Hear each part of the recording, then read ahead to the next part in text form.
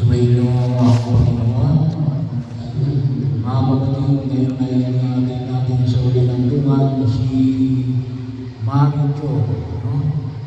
Ninindulong natin ngayon din ay kapistahan ng batang si Jesus. Tawagin natin ay Santo Niño. So bahagi kami ang Pilipinas.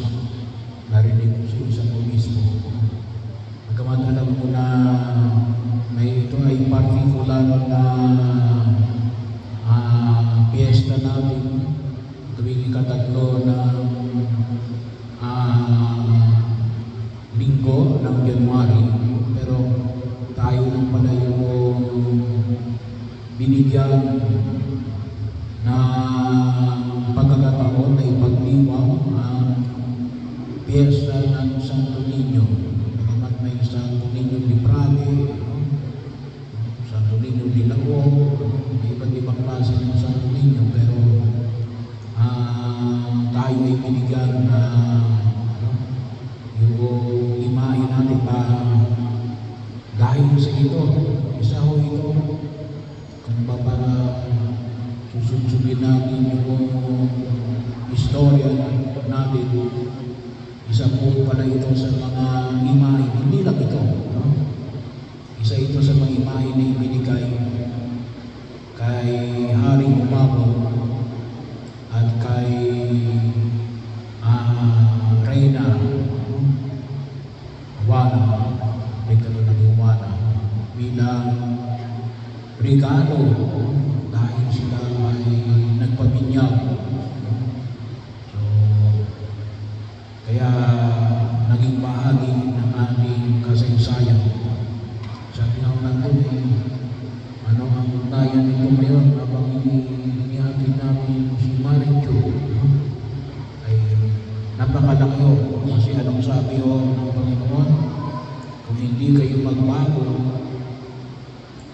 at tumulad sa isang baka, hindi kayo pagkahalian.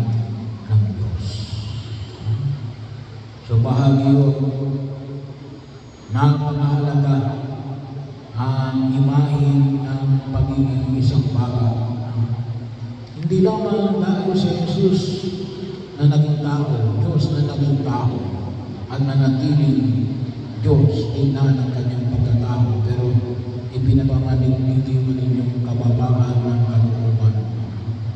Na napakahalaga, requirement para makarating tayo sa langit. Bahagi yun.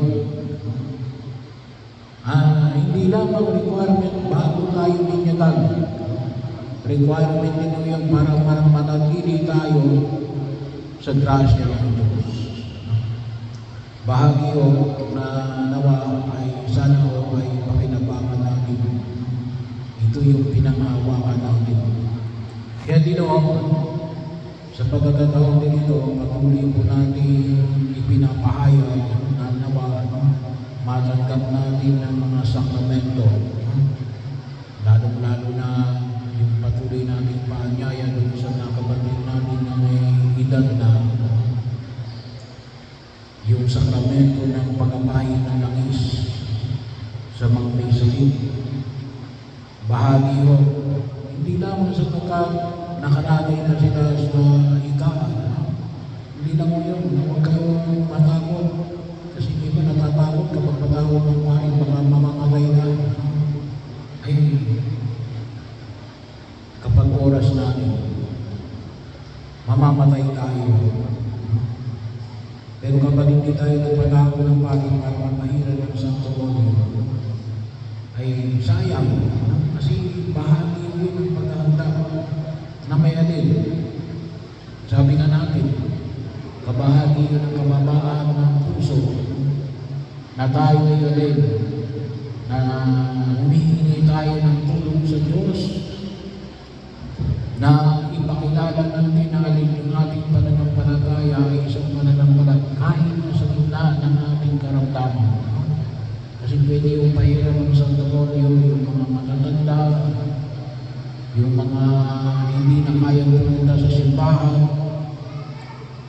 ng kanilang sitwasyon, maaaring hindi pa naman matanda, kaya lang hindi na makakilos, gawa ng kanilang karamdaman, o maaaring hindi na kaya tumayo ng matagal para sa pagdiriwang ng misa. Ay huwag kayong mayang magpatawag ng para matahiran ng santuario. Kasi bahagi ko yun. Sabi nga natin, kalimitan sinasabi natin, ako ay isinilang na Katoliko, mamamatay akong Katoliko. Ay isang tayo na makita natin. Pagtitiwala natin na patuloy tayong pinangangalagaan ng Diyos kahit nasa gitna ng ating katandaan. Yun ay pagkakaroon ng puso na katulad ng isang bata. Bahagi yun, unawaan natin. Pangalawa, hindi po ay may dulot ng kagalingan. Kaya po minsan kahit may mga iba na nag-undergo ng surgery, nagpapahid kayo ng santuario, yung mga nagpa-opera, bakit? Parang madaling gumaling. Yung inyong operasyon, yung inyong sakit. Kasi isa rin yung biyaya, kaya ang tawag natin, ipapapahid ng langis sa mga may sakit. Para itong mga ito ay madaling gumaling. Kasi sinasabi natin, kapag tayo sa loob ng misa, sinasabi natin, bago natin tanggapin si Jesus sa inyo ng pinapay, ang sabi natin, Panginoon, hindi ang marapan dapat na magpatuloy sa iyo. Ngunit sa isang salita mo lamang ay gagaling na ako. Kaya po, ang lahat ng sakramento ay may kaakibat na pagpapagaling. Para sa Maria, sabi nga mo natin, yung lalo-lalo na yung pagpapahid ng isa. Pero ito po yung aking pinaniniwalaan. Katulad din po ni pinamaning sa Ebanghelyo. Anong sabi ni Jesus? Na anong ipinamanig ko sa atin? Maraming sulit sa bahay ng ating Ama. At ipaghahanap kayo ng pagpapirang. Ano lang ang kailangan? Tayo na nawa nakatulog sa kanyang panawagan o kababaan ko na makita natin yung pagkilos ng Diyos natin na nawa maging matibay yung ating pananalig na umapit palagi sa Kanya sapagkat tayo na nananalig natin hindi niya tayo pababayaan as long as tayo ay nananalig sa Kanyang kapangyarihan. At idinudulog natin na nawa ay higit na naihanda ni Marito ang kanyang sarili upang higit niyang pakinabangan ang pangako ng buhay